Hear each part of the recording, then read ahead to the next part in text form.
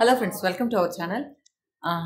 ఈరోజు ఒక మంచి టీ పెట్టుకొని ఈరోజు పనులేంటో చూసేద్దాం. సో నాతో పాటు మీకు కూడా నేను చేసే పనులన్నీ ఈరోజు చూపించబోతున్నాను. సో ఫస్ట్ టీ పెట్టున్నాను అనమాట. తర్వాత అనుకున్నాను మీకు కూడా షూట్ చేసి చూపిద్దామని చెప్పి. సో ఆ టీలో వచ్చి ఏం లేదు, ఈరోజైతే ఎప్పుడు డిఫరెంట్ వెరైటీస్ పెట్టుకుంటూ ఉంటాను అనమాట.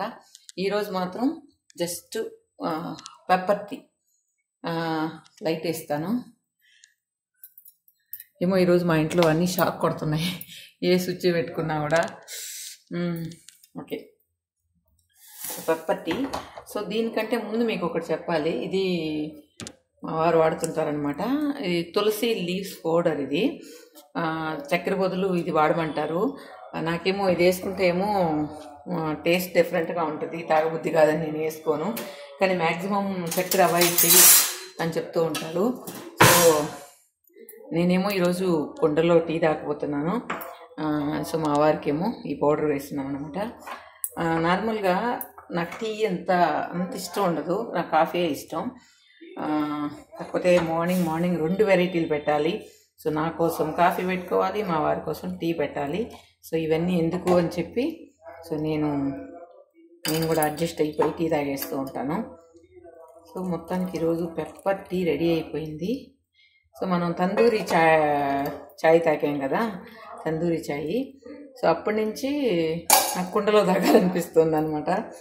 సో కుండలో టేస్ట్ డిఫరెంట్గా ఉంటుంది. సో మీరు తందూరి చాయ్ కాకుండా ఇంట్లో ఎప్పుడైనా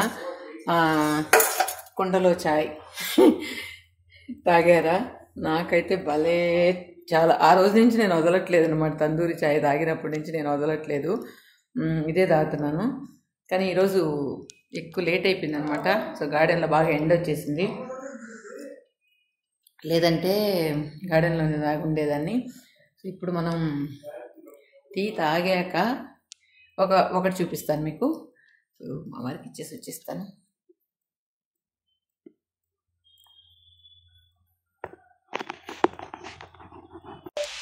సో మా వారికి టీ ఇచ్చేసి వచ్చేసాను.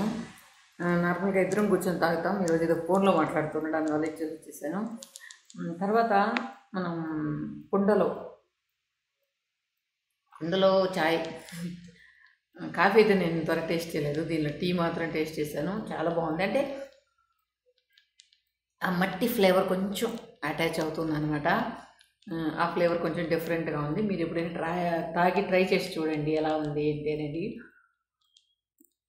తర్వాత నిన్న మన సబ్స్క్రైబర్ ఒక అమ్మాయి వచ్చింది కదా, హైమా. సో తను ఫ్రూట్స్ తెచ్చింది. వాటర్ మిలన్ కూడా అందులో ఉందన్నమాట ఆ ఫ్రూట్స్లో. సో నేను ఏం చేశాను, వాటర్ మిలన్ కట్టేద్దామని అనుకున్నా. కానీ నాకు చంద్రికక్క చెప్పింది, అంటే దేవుడి అక్క చంద్రికక్క అంటే స్కిన్తో కూడా మనం కర్రీ చేయొచ్చు అని చెప్పి. సరే, ఎందుకు స్కిన్ వేస్ట్గా పడేయాలి, దాంతో ఫ్రై లాగా చేసుకోవచ్చు, లేదా పెరుగు కూర చేసుకోవచ్చు అని చెప్పింది. తర్వాత పప్పులో కూడా బాగుంటుంది అని చెప్పింది. కాకపోతే నేనైతే ట్రై చేయలేదు. ట్రై చేస్తుంటే మీకు కాన్ఫిడెంట్గా చెప్పుండేదాన్ని, మనకు ఆ టేస్ట్ నచ్చుతుందా లేదా అనేది. కాకపోతే ఫ్రై మాత్రం చేశాను ముందు ఒకసారి. మీకు కూడా మోస్ట్లీ ఆ రెసిపీ కూడా పెట్టుంటాను అనుకుంటా, కానీ ఇది చాలామందికి తెలియదు, చూడని వాళ్ళ కోసం నేను మళ్ళీ ఈరోజు కర్రీ అయితే చేయట్లేదు, కానీ జస్ట్ అది చూపిస్తాను. సో మనకు ఆ జస్ట్ పీల్ చేసుకునేస్తే మీకు అంతా కూడా మనకి యూజ్ అవుతుంది. లోపలేమో ఫ్రూట్ తినచ్చు, బయటేమో కర్రీ చేసుకోవచ్చు అనమాట. సో మీలో ఎంతమందికి ఆ కర్రీ తెలుసు, ఎంతమంది నార్మల్గా పడేయకుండా వాడుతూ ఉంటారు. ఇంకొకటి ఏంటంటే టేస్ట్, ఒక్కొక్క పుచ్చకాయలో ఒక్కొక్క టేస్ట్ ఉంటుంది కదా, అదేవిధంగా కర్రీలో కూడా అంతే. కాకపోతే నేను గ్రీన్ పుచ్చకాయ అయితే ట్రై చేయలేదు ఇప్పుడు ఎలా ఉంటుందని. ఈ డార్క్ గ్రీన్ అంటే లైట్ గ్రీన్ ట్రై చేయలేదు. పెద్ద పెద్ద పుచ్చకాయలు ఉంటాయి కదా ఇవి డార్క్ గ్రీన్ మాత్రం చేశాను, చాలా బాగా వచ్చింది. చపాతీలకైతే అదిరిపోయింది ఆ కర్రీ,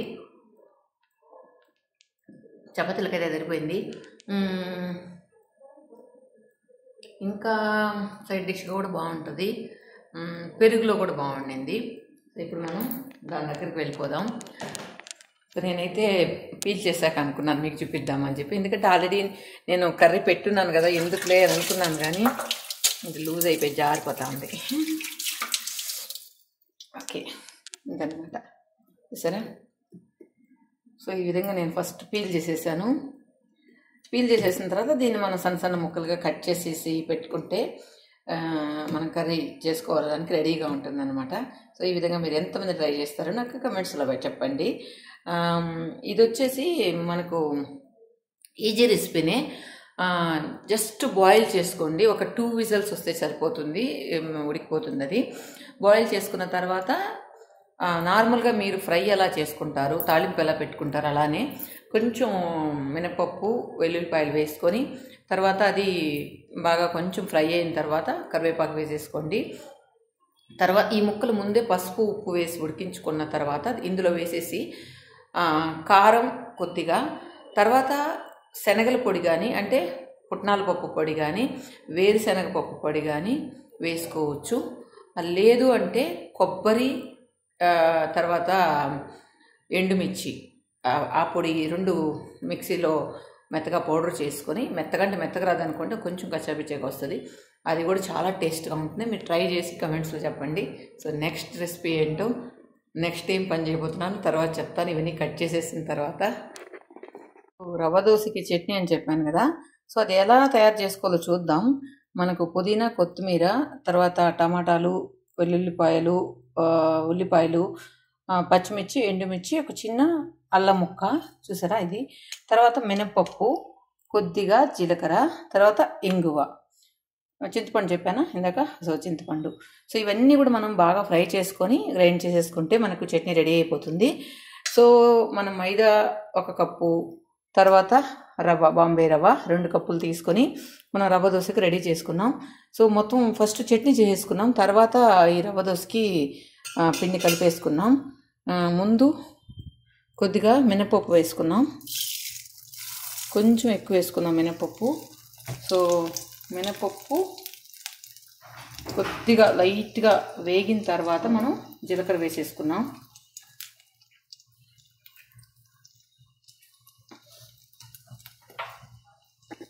ఎందుకంటే కొంచెం మినపప్పు వేగేదానికి లేట్ అవుతుంది, జీలకర్ర తొందరగా వేగిపోతుంది కాబట్టి. సో నార్మల్గా ఇది హోమ్ మేడ్ పప్పు కాబట్టి ఈ విధంగా ఉంది. మీరు మామూలుగా షాప్లో కొనుక్కునేదైతే కొంచెం గుండు పప్పు వస్తుంది అన్నమాట. తర్వాత ఇప్పుడు కొద్దిగా వేగిపోయింది కాబట్టి జీలకర్ర వేసేసుకున్నాం. సో జీలకర్ర వేసిన తర్వాత మనం ఇవన్నీ కూడా 1 by 1 యాడ్ చేసేసుకోవచ్చు. సో ఎండుమిర్చి,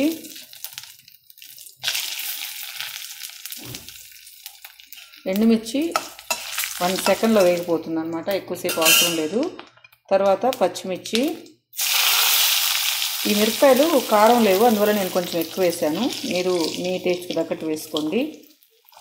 తర్వాత అల్లం ముక్కలు,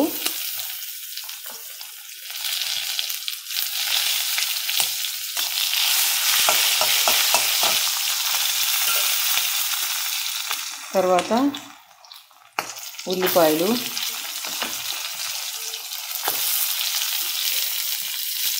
వెల్లుల్లిపాయలు కొంచెం ముందే వేసి ఉండాల్సింది, ఇప్పుడు వేస్తున్నాను.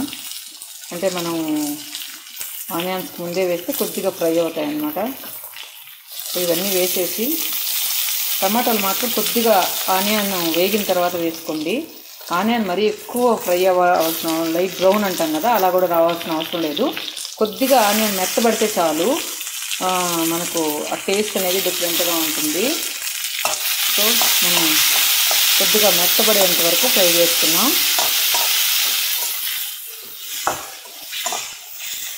సో ఇది మెత్తబడిన తర్వాత మనం మిగతా యాడ్ చేసేసుకున్నాం. సో నార్మల్గా కొత్తిమీర అందరూ ఇలా కట్ చేసి పెట్టుకుంటారు, మన కాడలన్నీ తీసేసి, కానీ కాడలు వేసుకుంటే చాలా బాగుంటుంది. నేనైతే వేర్లు కూడా వేస్ట్ చేయను, వేర్లు కూడా ఏదైనా బిర్యానీ అలా చేసేటప్పుడు ఆ వేర్లు కూడా వేసేస్తూ ఉంటాను కట్ చేసి. మనకు కొత్తిమీరలో ప్రతి ఒక్కటి కూడా బాగా పనికి వస్తుంది, హెల్త్కి కూడా చాలా మంచిది. మనం ఏదైతే పడేస్తుంటామో అది కూడా చాలా మంచిది అన్నమాట. ఇప్పుడు మనం చింతపండు, తర్వాత టమాటాలు కూడా వేసేద్దాం. చింతపండు మీరు చింతపండు ఇష్టం లేకపోతే టమాటాలు ఎక్కువ వేసుకున్నా కూడా సరిపోతుంది. నాకైతే టమాటా పులుసు సరిపోదు కాబట్టి నేను కొద్దిగా చింతపండు యాడ్ చేశాను. ఇవి కూడా మీకు ఎక్కువ అంటే ఆ పచ్చివాసన పోయేంత వరకు వేగితే సరిపోతుంది. ఎక్కువైతే వేగాల్సిన అవసరం లేదు. తర్వాత మనం ముఖ్యమైనది యాడ్ చేయలేదు, అదేంటో తెలుసా? ఉప్పు. సో ఉప్పు కూడా మనం యాడ్ చేద్దాం. ఉప్పు యాడ్ చేసినప్పుడు ఏమవుతుందంటే కొద్దిగా తొందరగా కూడా మెత్తబడుతుంది. తర్వాత కొద్దిగా పసుపు కూడా యాడ్ చేద్దాం. పసుపు ఆప్షనల్, కాకపోతే ఏంటంటే నాకు పసుపు ప్రతి దానిలో వాడడం ఇష్టం. ఎందుకంటే పసుపు మంచిది కాబట్టి నేను అది కాకుండా హోమ్ మేడ్ పసుపే వాడతాను. సో పసుపు, తర్వాత కొద్దిగా ఇంగువ వేసేసి ఇంకా జస్ట్ అన్నీ కూడా బాగా మిక్స్ అయ్యే విధంగా ఒకసారి బాగా కలుపుకొని, ఇప్పుడు చూసారు కదా ఈ విధంగా మనకు ఫ్రై అయితే చాలు. మరి ఫుల్గా ఏం ఫ్రై అవ్వక్కర్లేదు, జస్ట్ ఆ పచ్చివాసన పోతే చాలు అన్నమాట. సో ఇది మనం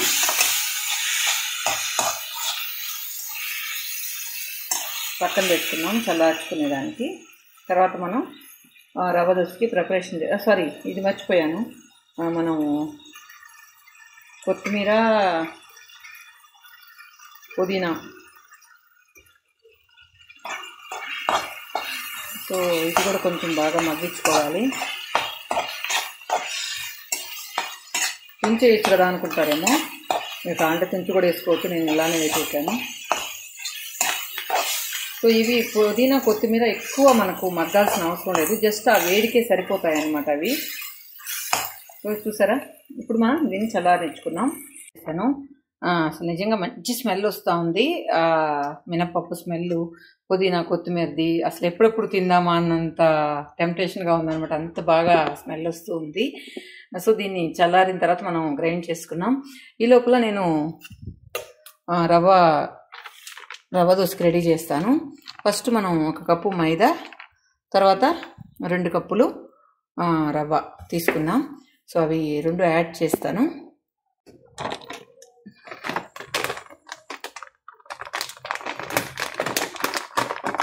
మైదా అయితే నేను చాలా తక్కువ వాడతాను, నాకెందుకో మైదా అంత నచ్చదు.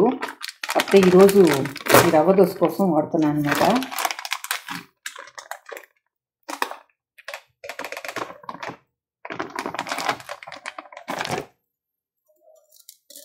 సో 1 కప్పు మైదా తీసుకున్నాను.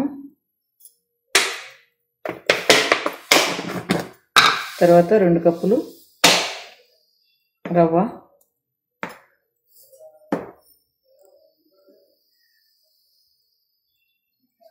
సో 2 కప్పులు రవ్వ. తర్వాత మనం దీనికి కావాల్సిన సాల్ట్,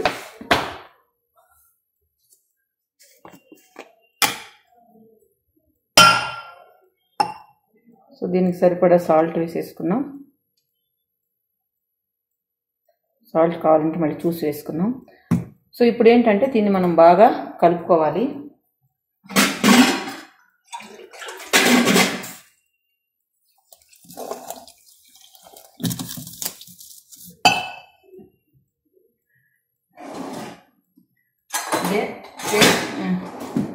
ఇది మనం దీంతో వేసుకోబోతున్నాం, గంటితో కాకుండా గ్లాస్తో వేసుకోబోతున్నాం రవ్వ దోశ. సో దానికి తగ్గట్టు మనం కలుపుకుందాం.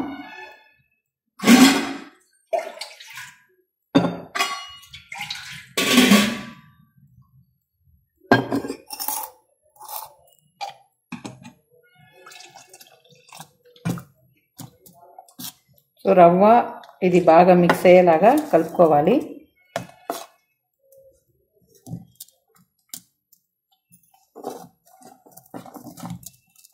ఎందుకంటే 2 బాగా మిక్స్ అవ్వకపోతే కూడా మనకు ఆ టేస్ట్ అనేది బాగుండదు. రవ్వ దోశ సరిగా కూడా మనం వేయడానికి కూడా కష్టమైపోతుంది. సో కొద్దిగా వాటర్ ఎక్కువ పడుతుంది, మనం చూసుకుంటూ కలుపుకోవాలి. మరీ గట్టిగా ఉండకూడదు, మరీ పలుసుగా ఉండకూడదు అనమాట. కానీ మనం గ్లాస్లో అది చూపిస్తాను ఎలా ఎలా ఎంత వరకు మనం కలుపుకోవాలి వాటర్ అనేది. బాగా మిక్స్ అయిపోయింది.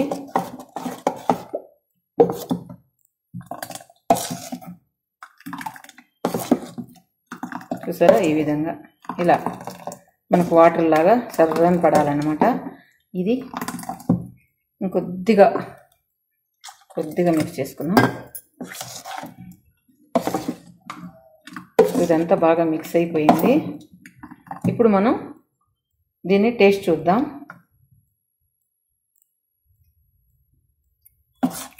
భలే కరెక్ట్గా చేశాను నేను, ఉప్పు సరిపోయింది.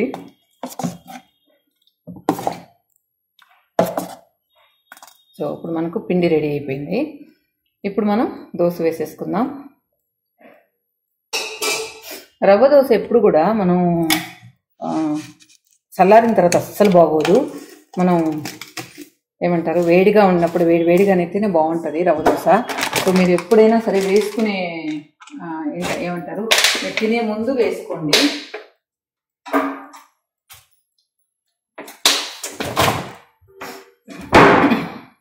సో ఇప్పుడు మీకు నేను కెమెరా వైపు చూపిస్తాను ఎలా వేయాలి అని. దీనిలో మీరు కావాలంటే ఆనియన్, పచ్చిమిర్చి అవి కూడా స్ప్రెడ్ చేసుకోవచ్చు పైన, దోశ పైన. సో అది ఆప్షనల్. ఎందుకంటే మనం ఆల్రెడీ పచ్చిమిర్చి కారం ఎక్కువ ఉంది కాబట్టి దానిలో కావాలంటే వేసుకోవచ్చు, ఇంకా కారంగా కావాలంటే వేసుకోవచ్చు. నేనైతే ప్రజెంట్ వద్దనుకుంటున్నాను. సో మీరు కావాలంటే వాటి మీద సన్నగా తరిగిన ఉల్లిపాయలు, పచ్చిమిర్చి స్ప్రెడ్ చేసుకోవచ్చు. సో నేనైతే ఈరోజు ప్రజెంట్ ఇదే మనం వాడదాం. ఇది ఇండాలియం పెనుము. నేను ఎక్కువ నాన్ స్టిక్ వాడను, ఎక్కువ ఇండాలియం వాడతాను. లేదా మనకు ఊర్లో దొరుకుతుంది, దాన్ని దోశ పెనం బయట అమ్ముతూ ఉంటారు. ఇది ఇండాలియం కాకుండా ఇంకొకటి మెటల్ ఏదో ఉంటుంది, అది నాకు తెలీదు. సో అది కూడా బాగుంటుంది మనకు. సో పిండి నేను దగ్గరగా చూపిస్తాను, ఇందాక మీకు కనిపించిందో లేదో. సో ఈ విధంగా కలుపుకోవాలి. సో నేనైతే first time rava dosa try చేస్తున్నాను. ఎలా వస్తుంది ఏంటి అనేది మళ్ళీ చెప్తాను మీకు. టేస్ట్ ఎలా ఉంది, బాగా వచ్చిందా లేదా అనేది. సో మీరే చూస్తారు కదా. సో ఫస్ట్ టైం ట్రై చేసిన రవ్వ దోశ ఎలా వచ్చింది అనేది. ఫస్ట్ పెనం బాగా కాలిన తర్వాత ఫస్ట్ నేను ఆయిల్ స్ప్రెడ్ చేసుకుంటాను. ఆయిల్ స్ప్రెడ్ చేసుకుని, ఆయిల్ కూడా కొంచెం బాగా వేడెక్కాలి. సో ఈ విధంగా ఆయిల్ బాగా స్ప్రెడ్ చేసుకోండి.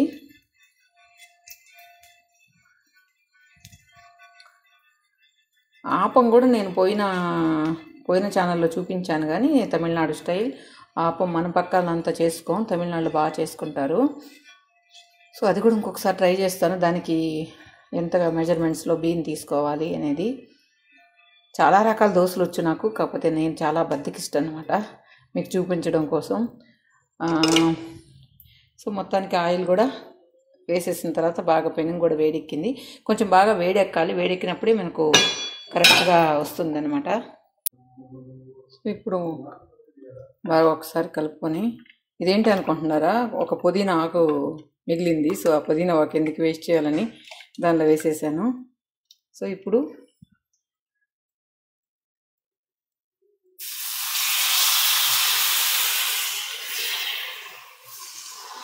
కొంచెం షేప్స్ పర్లేదులే, మనమే కదా.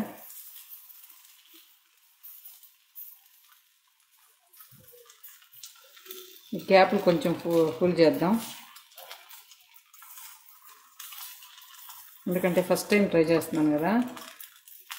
అంత అమ్మవాడికి వచ్చినంత రాదు. ఓకేనా? షేప్ బాగుందా?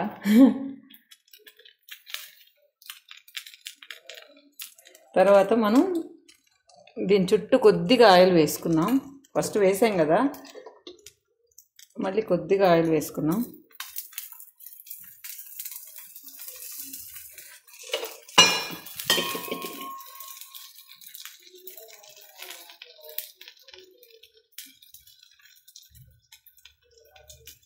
సో ఈజీగా కాలిపోయిందనమాట. నార్మల్గా ఇలానే కొద్దిసేపు ఉంచి ఇలానే తినేస్తారు. కాకపోతే నాకెందుకో కొంచెం ఈ వైపు కూడా బాగా కాల్చుకుంటే బాగుంటుంది అనిపిస్తుంది. అందువల్ల నేను తిరగవేస్తాను. సో 2 పక్కల బాగా కాల్చుకోవాలి. కాలిందా ఇంకోవైపు? సో ఈ వైపు కూడా బాగా కాలిన తర్వాత తీసేసుకున్నాం. సో షేప్ అయితే ముక్కులు మూతులు వచ్చాయి. సో మనం అంత ఎక్స్పర్ట్ కాదు కదా, సో అందువల్ల. సో ఇప్పుడు మనకు ఇటువైపు కూడా బాగా కాలిపోయింది. ప్లేట్లో సర్వ్ చేసుకోవడమే. కాకపోతే నేను చట్నీ చేసిన తర్వాత దోశ పోసి ఉండాల్సింది. సో చట్నీ 2 మినిట్స్లో రెడీ చేసేసి మనం టేస్ట్ చేసి చెప్పేస్తాను ఎలా ఉంది అనేది. ఇక ఆపేస్తున్నాను. సో మా వారు వచ్చి నాకు వేడివేడిగా పోసిస్తాను.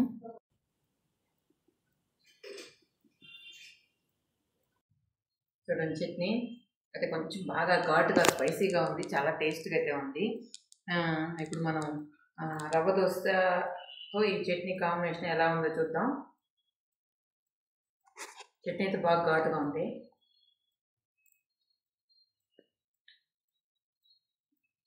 కానీ దోశలో పెట్టుకొని తింటుంటే ఆ ఘాటు తెలియట్లేదు, బాగుంది. కానీ మీకు ఎంత స్పైసీ మీకు ఇష్టపడరు అనుకుంటే మాత్రం పచ్చిమిర్చి ఎండుమిర్చి కొంచెం తగ్గించేసుకోండి. నాకైతే ఇంత ఘాటుగా ఉండడం ఇష్టం, చాలా బాగుంది. తింటూ ఉంటే ఇంకా తినాలనిపిస్తుంది అనమాట, అంత బాగుంది ఈ 2 కాంబినేషన్. నేనైతే ఫస్ట్ టైం ట్రై చేశాను రవ్వ దోశ. నేనైతే ఇంతవరకు ఎప్పుడు రవ్వ దోశ చేయలేదు, ఫస్ట్ టైము. చాలా బాగుంది. సో మీరు కూడా చేసి 2 కాంబినేషన్ ట్రై చేసి ఎలా ఉంది ఏంటి అనేది చెప్పండి. Thank you.